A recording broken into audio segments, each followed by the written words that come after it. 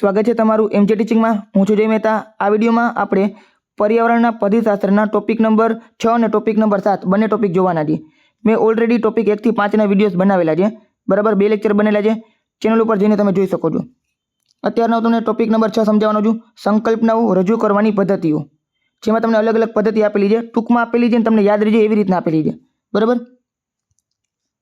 પર્યાવરણના અભ્યાસની સંકલ્પનાઓ રજૂ કરવા માટે પરંપરાગત વ્યાખ્યાન પદ્ધતિ, જેને આપણે લેક્ચર મેથડ કહેતા હોઈએ, એ અપૂરતી છે। જ્ઞાન રચનાવાદ, જે આપણે ટોપિક નંબર 4 માં સમજી ગયા હતા, ના સિદ્ધાંત મુજબ ઈવીએસ માટે બાળ કેન્દ્રી પદ્ધતિઓનો ઉપયોગ થવો જોઈએ। સંકલ્પનાના પ્રકારને આધારે યોગ્ય પદ્ધતિ પસંદ કરવામાં આવે છે, બરાબર। અલગ અલગ સંકલ્પનાઓ એ પ્રમાણે તમારે પદ્ધતિનો ઉપયોગ કરવો જોઈએ। અહીંયા તમને અલગ અલગ પદ્ધતિ આપેલી, તમારે એકવાર જોઈ લેવાની। બીજી વાત કે જે મોટા છોકરાઓ એના માટે આપણે લેક્ચર મેથડનો યુઝ કરતા હોઈએ છીએ, વ્યાખ્યાન પદ્ધતિનો ઉપયોગ કરતા હોઈએ છીએ, પણ નાના વિદ્યાર્થીઓ માટે અલગ અલગ પદ્ધતિનો ઉપયોગ થતો હોય છે। જે પ્રમાણે તમારે સમજાવવાનું હોય, જે પ્રમાણેનો વિષય હોય, એ પ્રમાણે તમારે પદ્ધતિનો ઉપયોગ કરવો જોઈએ। સૌથી પહેલું છે અવલોકન પદ્ધતિ, ઓબ્ઝર્વેશન મેથડ। ઈવીએસની સૌથી મૂળભૂત પદ્ધતિ છે। આ પ્રશ્ન તમને એમસીક્યુમાં પૂછાઈ શકે છે કે પર્યાવરણની સૌથી મૂળભૂત પદ્ધતિ કઈ છે? તે આવશે અવલોકન પદ્ધતિ। વિદ્યાર્થીઓને તેમના કુદરતી અને સામાજિક પર્યાવરણનું ધ્યાનપૂર્વક અવલોકન કરવા પ્રોત્સાહિત કરવા।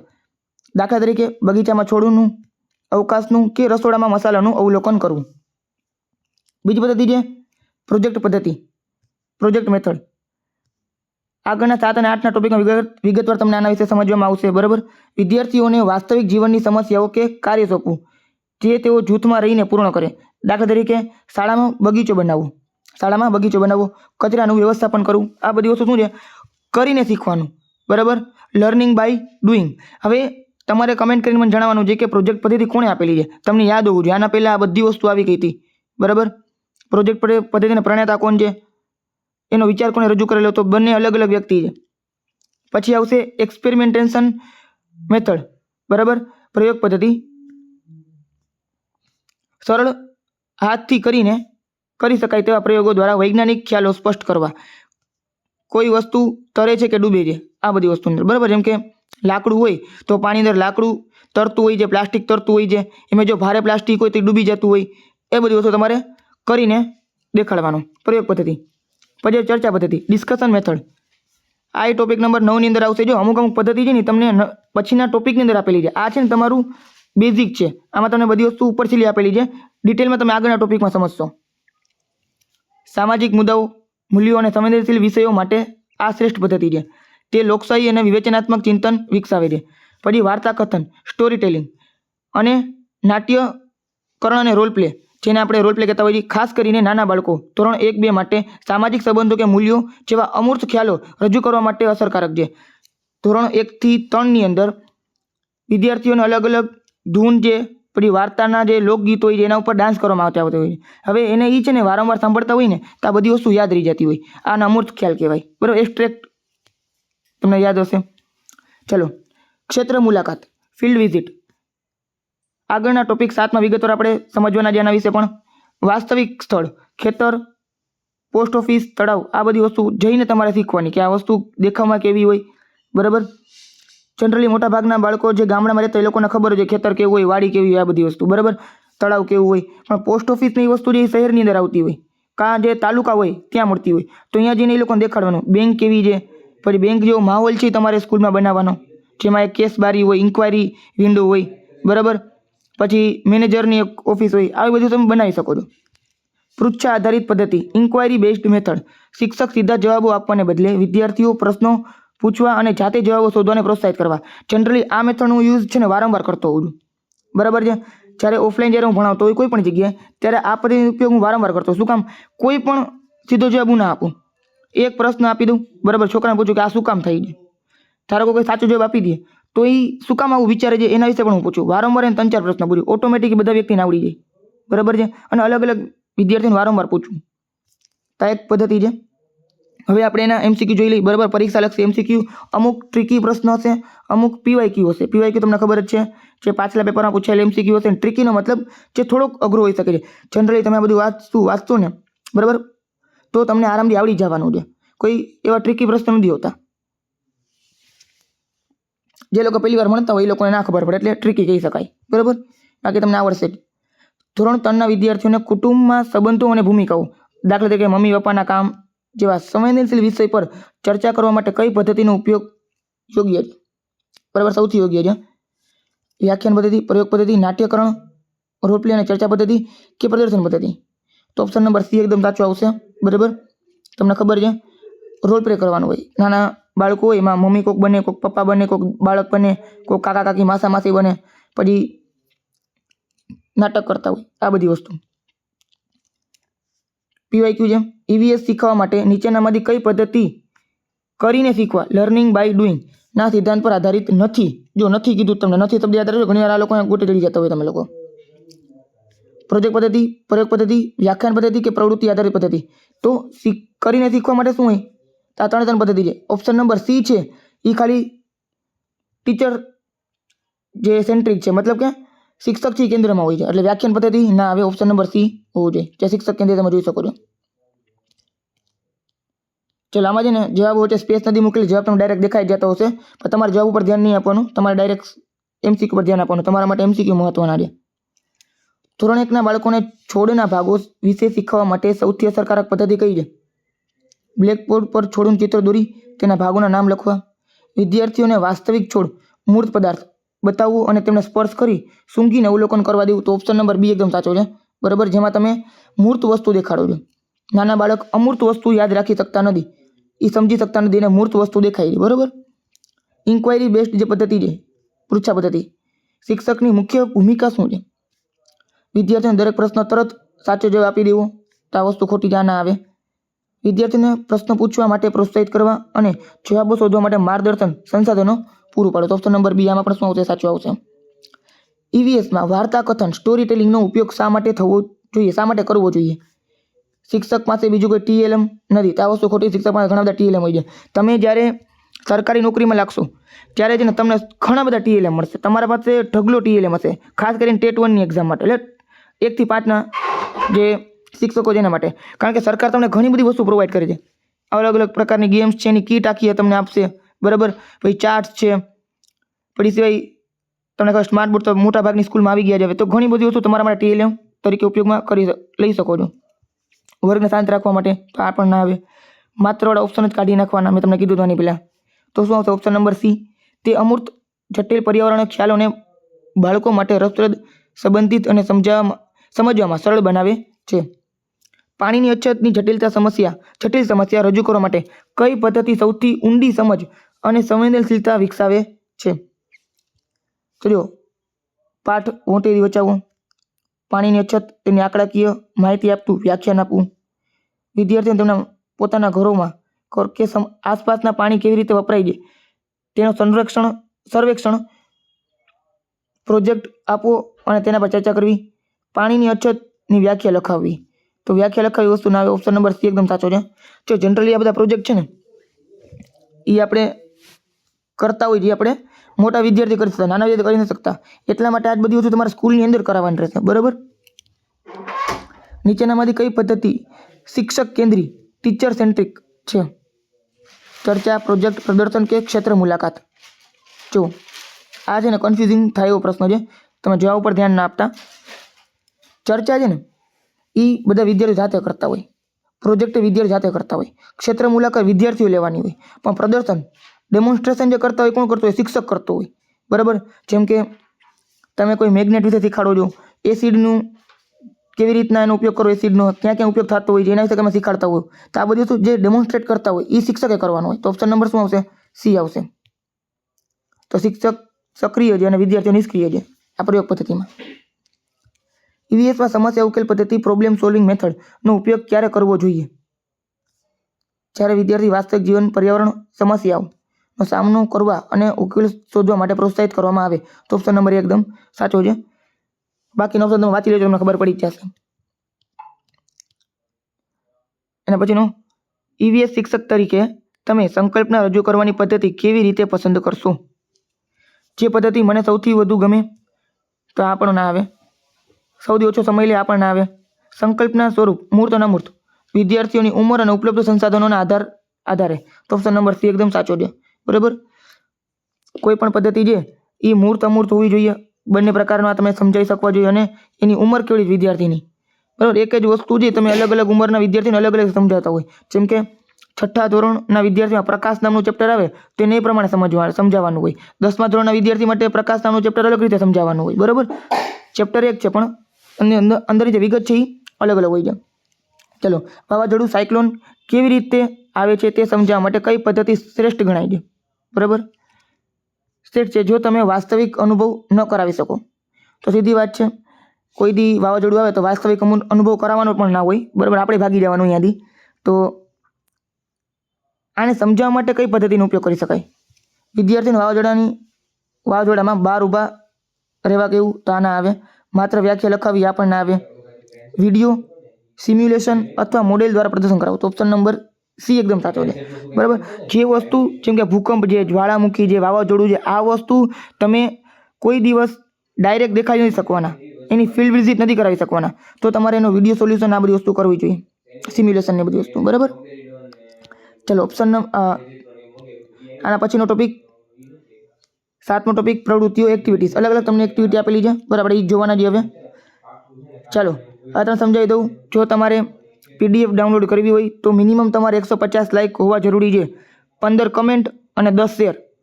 આની પહેલાંના વિડીયોમાં હજી સુધી 150 લાઇક થઈ નથી, બરાબર. પહેલા લેક્ચરની થઈ ગઈ એટલે PDF ઓટોમેટિક અપલોડ થઈ ગઈ હતી. બીજા લેક્ચરમાં હજી સુધી 150 લાઇક થઈ નથી. જો તમારે PDF એની પણ જોતી હોય તો સૌથી પહેલાં ફટાફટ એમાં લાઇક કરી નાખજો ને આમાંય લાઇક કરી નાખજો. 150 લાઇક ઇઝી છે, તમને ખબર પડી જશે. આમાંથી જો 500-700 લોકો 1000 લોકો જોતા હોય એનામાંથી 150 લાઇક ન થાય ને તો એ વસ્તુ યોગ્ય ના કહેવાય. એનો મતલબ 150 જણા માન જોવે છે અથવા માન વ્યવસ્થિત ભણે છે, બાકી બધા ખાલી એમ વિડીયો આવીને સ્વાઇપ કરીને વયા જાય છે, અથવા એની પાસે બીજા કોઈ કોર્સ હતા, કોઈ બીજા વ્યક્તિ પાસે શીખતા હશે તો એને PDFની જરૂર નહીં હોય, હું એવું માનું છું, બરાબર. બાકી હું તમને ખબર જ છે કે PDF તમારા માટે છે, ફ્રીમાં જ તમને આપવાનો છું. ખાલી બીજા લોકો સુધી વધારે પડતું પહોંચે એટલા માટે હું લાઇકની સંખ્યા વધારવા માંગુ છું, બરાબર. તમે વધારે લાઇક કરશો તો આપણો વિડીયો બીજા લોકો સુધી પણ પહોંચશે, બીજાને પણ આ બધી વસ્તુનો લાભ મળશે. એટલે આ સેટિંગ મેં કરેલું છે. એટલે આમાં લાઇક કરી નાખજો અને આની પહેલાંના વિડીયોમાં પણ લાઇક કરી નાખજો. 50 જેટલી લાઇક છે, તમારે હજી 100 સુધી પહોંચાડવાની છે, એટલે 150 સુધી, બરાબર. ચાલો, પ્રવૃત્તિ એક્ટિવિટી એ શિક્ષણનો આત્મા છે. EVS શિક્ષણનો. જો આ પણ પ્રશ્ન તમને પૂછાઈ શકે છે, બરાબર. કોઈ પણ પર્યાવરણ શિક્ષણ છે એનો આત્મા શું છે તો અલગ અલગ પ્રવૃત્તિઓ કરીને શીખવું, લર્નિંગ બાય ડુઈંગ અને જ્ઞાન રચનાવાદના સિદ્ધાંતોનો વ્યવહારિક સ્વરૂપ છે.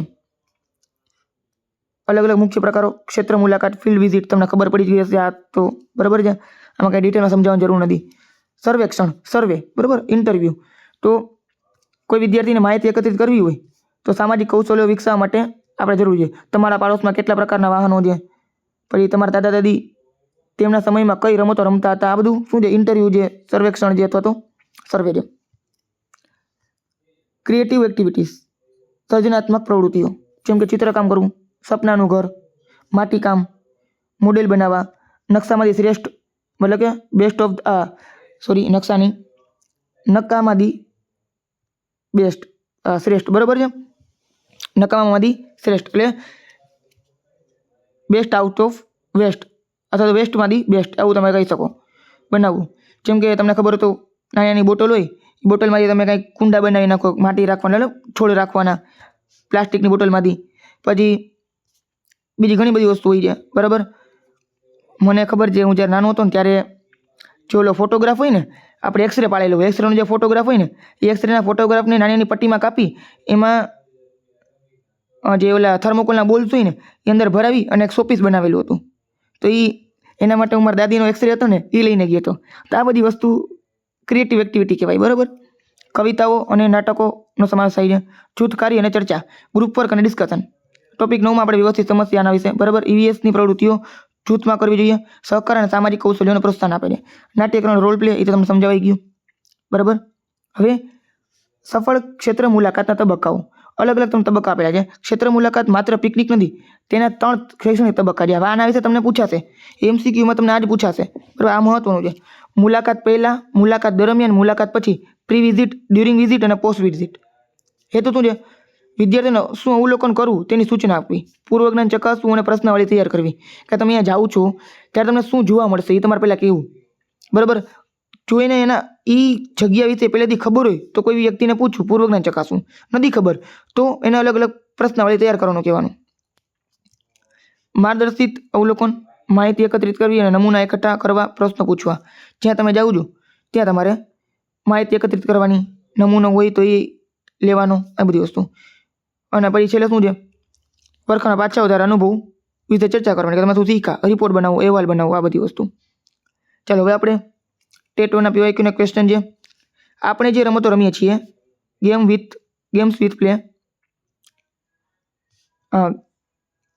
વી પ્લે વિશે શીખવા માટે વિદ્યાર્થીઓની મહત્તમ ભાગીદારી સુનિશ્ચિત કરવા કઈ શિક્ષણ વ્યૂહરચના વધુ અસરકારક રહેશે? વિદ્યાર્થીઓને ટીવી પર રમતગમતના કાર્યક્રમો જોવા અને પ્રોજેક્ટ તૈયાર કરવાનું કહેવું, વિદ્યાર્થીઓને રમતના મેદાનમાં લઈ જવા અને તેમને જુદા જુદા દિવસે જુદી જુદી રમતો રમાડવી,